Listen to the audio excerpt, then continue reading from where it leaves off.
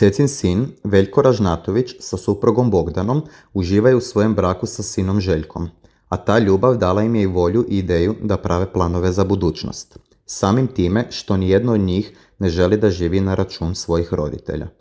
Naime, ideja mladog bračnog para je da lansiraju novi brand majica na tržištu za koji smatraju da će biti originalan proizvod sa dobrom prodajom.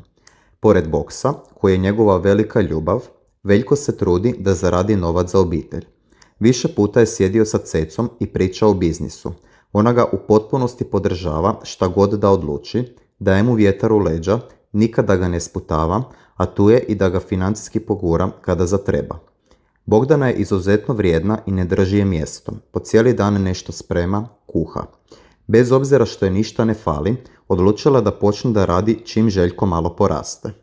Ako ništa drugo, vratit će se poslije porodiljnog dopusta u firmu svojih roditelja, koja se bavi uzgojom i prodajom pilića, gdje je radila i prije nego što je ostala trudna.